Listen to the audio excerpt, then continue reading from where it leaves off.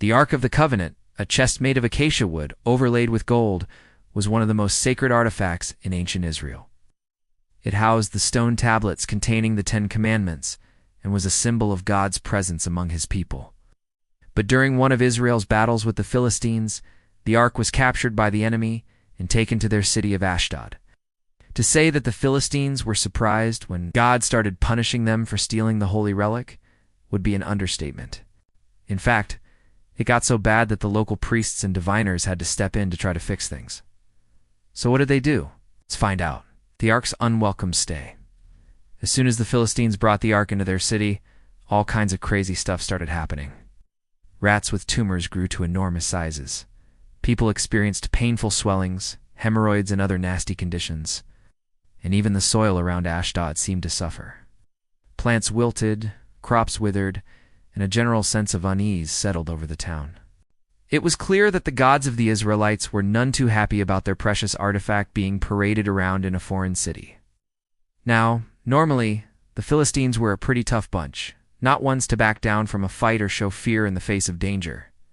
But this time, they were totally unprepared. See, the thing about worshipping multiple gods is that each deity has its own strengths and weaknesses. For example, Dagon, the chief god of the Philistines, was mighty on the seas, granting sailors safe passage across the waves and ensuring bountiful catches for fishermen.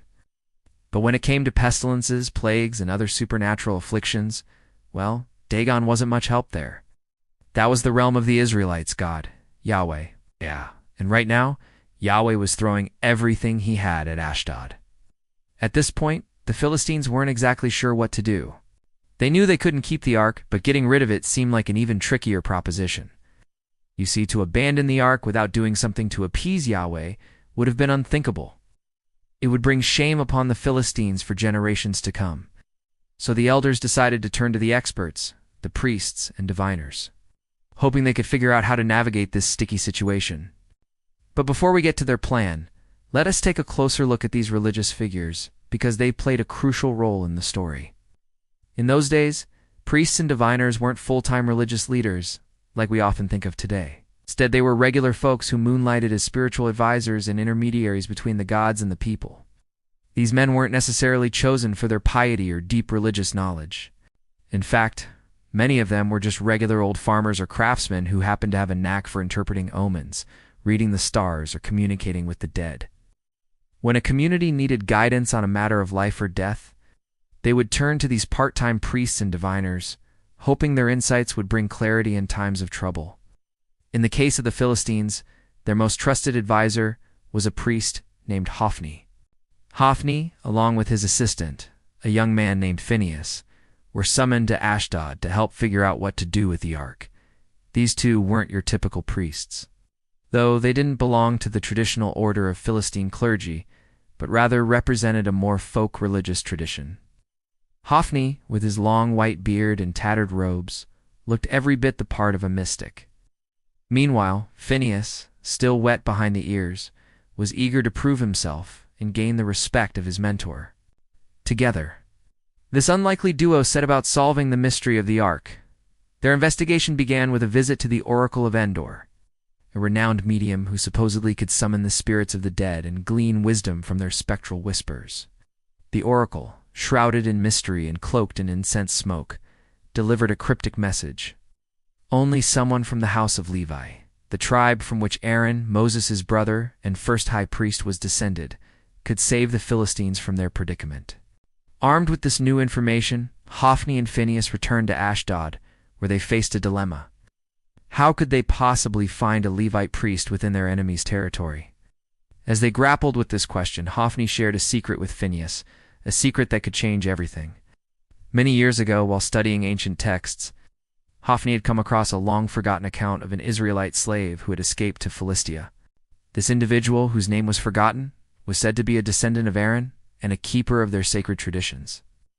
If this account was true, then the Philistines might just be in luck. A descendant of Aaron, living in Philistia? With renewed hope, Hophni and Phinehas set out on a journey to find the elusive Aaronite. Traveling across the rugged terrain of Philistia, they followed Hophni's fading memories and pieced together clues from ancient texts.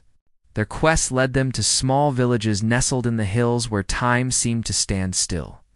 Finally, after weeks of searching, they heard a rumor that sent a thrill through them. In the town of Laish, far from the turmoil of Ashdod, there lived an old man who claimed to be a descendant of Aaron. Could this be their answer to so many prayers? Hope surged through them as they made their way to Laish, eager to meet the old man and learn his story. Upon reaching the town, they found him tending to a small garden behind his house. His weathered face and flowing beard hinted at a life well lived, filled with both joys and sorrows. When Hophni revealed their purpose for being there, the old man's eyes twinkled with wisdom. He agreed to help them, and together they prepared for the journey ahead. The next morning, they gathered the townspeople and explained the dire straits their city had fallen into. They asked for volunteers to accompany them, and soon a group of brave souls had stepped forward. Together, they set out to return the ark to the Israelites. When the Philistine leaders heard that the ark was on its way back, they were relieved, to say the least. They had no interest in keeping such a troublesome relic, and the prospect of divine retribution hanging over their heads was simply too much to bear. But that relief was short-lived because once the ark arrived, they realized they had made a huge mistake. See, they had underestimated both the destructive power of the ark and the determination of the Israelites to get it back. From the moment the ark crossed back over the border, it was like a battering ram smashing into the Philistine defenses.